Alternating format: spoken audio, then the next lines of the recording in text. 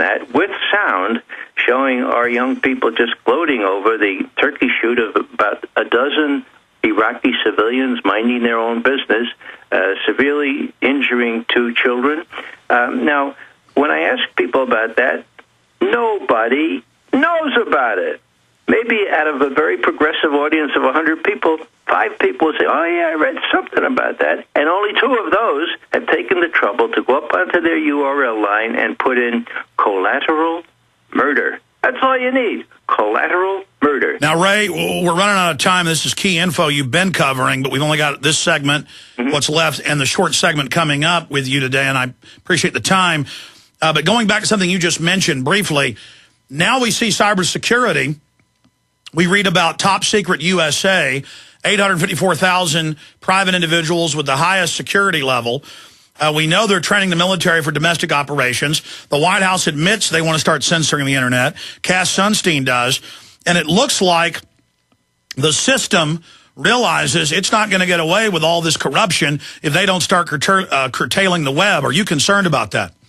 I am. And specifically because the general, now 4-star General Keith Alexander, is the same fellow who lied to Congressman Rush Holt, who's on the House Intelligence Committee, and went out there to NSA in December of 2007 and asked Alexander, "You're not eavesdropping on American citizens, are you?"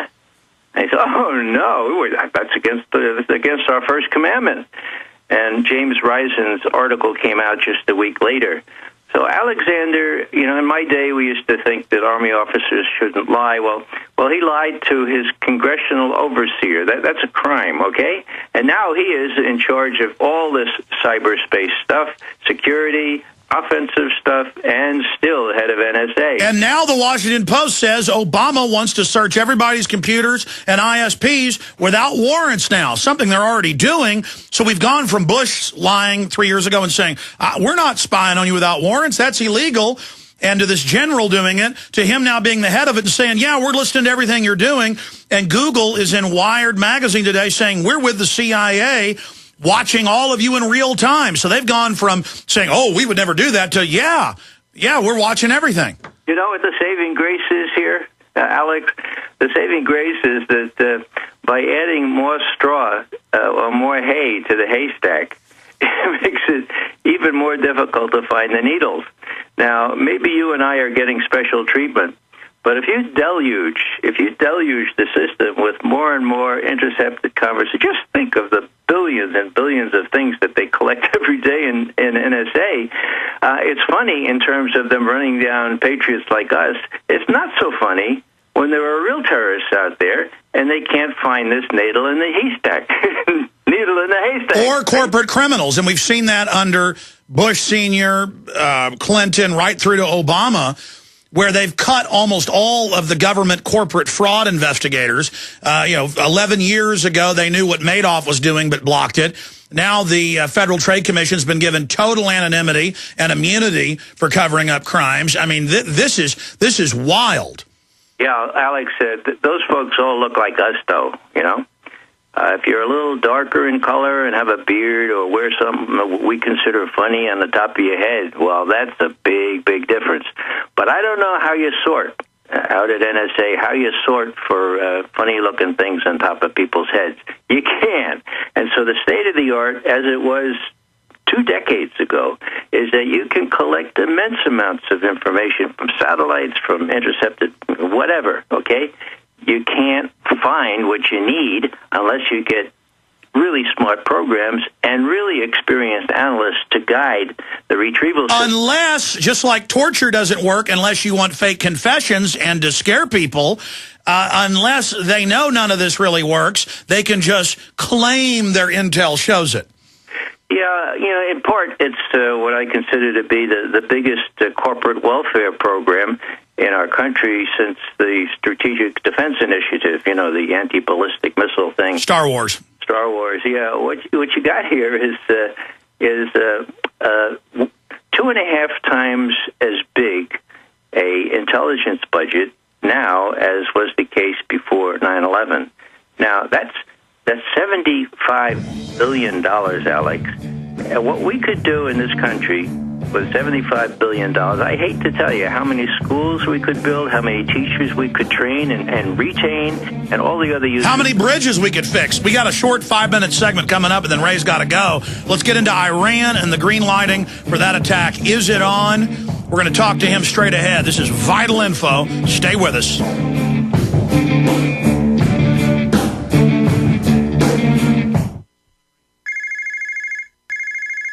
If you're in a service business, that's money ringing in your ears. If your phone's not ringing, chances are it's a problem with your marketing. Landscapers, painters, roofers, carpet cleaners, pet sitters, handymen. Anyone with a residential service business can build a huge and loyal customer base fast with the Magic Yellow Flyer. No more expensive newspaper, yellow pages, or internet pay-per-click ads. The Magic Yellow Flyer will have new customers calling you within 1 week. The Magic Yellow Flyer marketing system is the most effective and inexpensive way to build a referral-only service business in a short period of time. And the Magic Yellow Flyer comes with an outrageous 1-year guarantee. You will get new customers or your money back. For details, go to MagicYellowFlyer.com. No matter what business you're in, the Magic Yellow Flyer marketing system will work for you. Visit MagicYellowFlyer.com. Put the Magic Yellow Flyer to work for you today. Visit MagicYellowFlyer.com.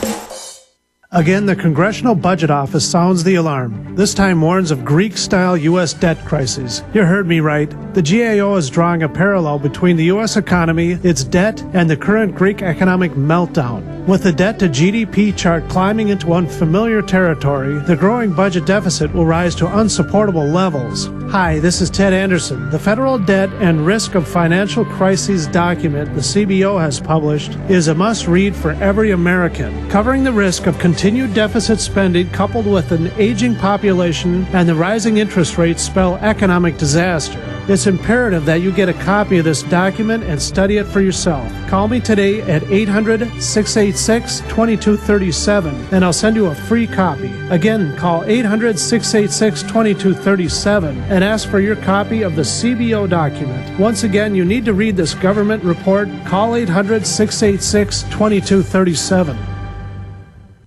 The question is, where should the American people draw their line in the sand? What have we got? A republic or a monarchy? A republic is based on a constitution which protects minority rights. Not democracy, not mob rule, 2 wolves and a sheep voting on what's for dinner. So they think they own our land, they think they own our water, children, our education, our money. We have to define who we are and what we will tolerate. Somebody's going to ask you what you did during the Patriot Uprising. You have been warned. We have the facts. We have the Constitution. We have the Bill of Rights. We have common law. Knowledge is power, ladies and gentlemen. And I'm so excited to be able to offer you Don't Tread on Me, Rise of the Republic. Tyranny is upon us, but liberty and the sleeping giant that is the American people is rising. A new tool in the info war. Don't Tread on Me. Order it at Infowars.com or PrisonPlanet.com or call toll-free 888-253-3139 and support independent, patriotic Liberty films.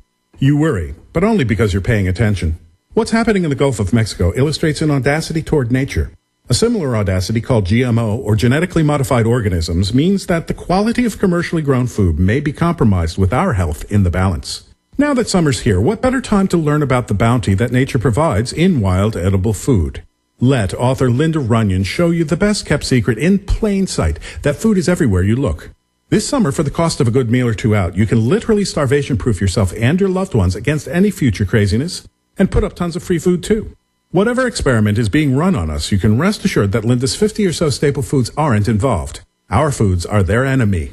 So go to ofthefield.com or call toll-free 1-888-51-EAT-FREE and take that first step.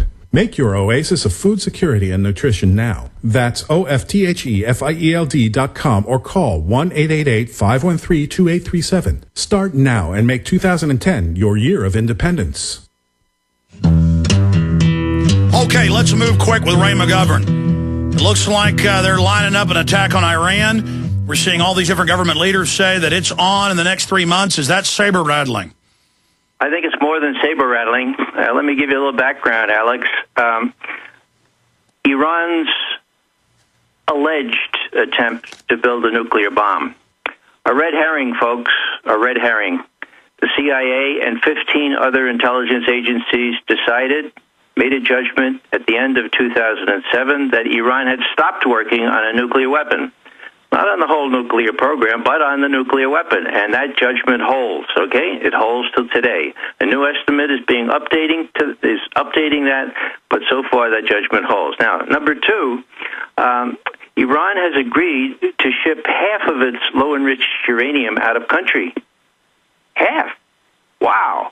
You would think that the Israelis and the U.S., those who are afraid of a nuclear weapon in Iran, they jump up and down and say, wow, that lessens the chances by about 50%. Instead, they go into sanctions. They're going to other things that are likely to provoke Iran. Number three, a recent Pew poll shows that in 16 advanced countries, most people believe that it's necessary to attack Iran because of its alleged nuclear weapon. Okay? What's the most important thing? The most important thing is what Israeli Prime Minister Netanyahu thinks of our president. The recent encounter that they had in the White House where Obama fawned all over him, didn't mention the settlements, didn't mention the American citizen that Netanyahu's forces killed just 2 weeks before. Netanyahu has the impression of our president as a wuss. I'm from the Bronx. That's a combination between a wimp and a pussycat. And if that's his judgment, which I'm convinced it is, he's about ready to use what he considers to be his ace in the hole, the Israel lobby in this country, and do what he wishes to do with respect to Iran. How would it work? He'd send his fighter bombers just up to Iraqi airspace, which we still control, for 1 more month. He would say, he'd call, there'd be the 4 a.m. telephone call to Obama. Mr. Obama, I just want to let you know, we discovered some really bad stuff about nuclear weapons in Iran, so our planes are going through your airspace now. Make sure you tell Mike Mullen not to shoot any of them down. Now, there isn't one person in Washington, Alex, that thinks that Obama would have the courage to say, no, you don't. We're going to shoot them down. We are not going to shoot any Israeli planes down. Netanyahu knows that. He knows he can attack Iran, and Iran will retaliate and will be in the mix big time, okay? The other thing that he looks at, Netanyahu does, is the election. Our president has showed himself allergic to do anything that would possibly put any Jewish or Israeli noses out of joint before the election, and so this is the time. I will predict that the chances are better than even that Israel will start a war with Iran next month. That's August 2010. So it's definitely going into the green light phase. And what about false flags? We saw Robert Shapiro in the Financial Times say Obama has to have an Oklahoma City or 9/11 to look strong to the public for us to win the elections. I mean, that was an amazing statement. Yeah, it's just a trifle more cynical than I'm willing to go. I see Obama as first and foremost 90% a politician, not a constitutional lawyer, not a guy that cares about our troops. And it's on that basis that I judge that he considers it just not a politically feasible thing to put the reins on Netanyahu, given the strength of the Likud lobby in this country. Well, what do you at your gut think? You say more than 50%. I mean, I know you're hedging there, but I mean, clearly they're moving towards it. Mm-hmm. We've had the former head of the CIA, Hayden, say it's inexorable. It's going to happen. We hear, all these noises coming out. Ahmadinejad believes it's going to happen in the next 3 months. You're saying August. Well, the thing is, Alex, that you can never be real definitive in these predictions because it still is in Obama's power to prevent this. And indeed, we veteran intelligence professionals for sanity are drafting a memorandum to the president right now, like tonight, okay? And what we're going to say is, you better publicly tell Netanyahu, don't do it. We're not going to support you if you do, and that's enough to turn it off. And that's going to be at consortiumnews.com? Yes, it will be, probably about 3 days. Consortiumnews.com. We need to get this public statement with all of your expert analysis and bombard the White House and Congress with this report? Yeah, I would suggest that. That would be great, and maybe we can turn it off. Oh, we got about 30 seconds left. Anything else we can do to try to avert World War III? Well, I think you call your congresspeople, you call your senators, tell them that, We're past the point.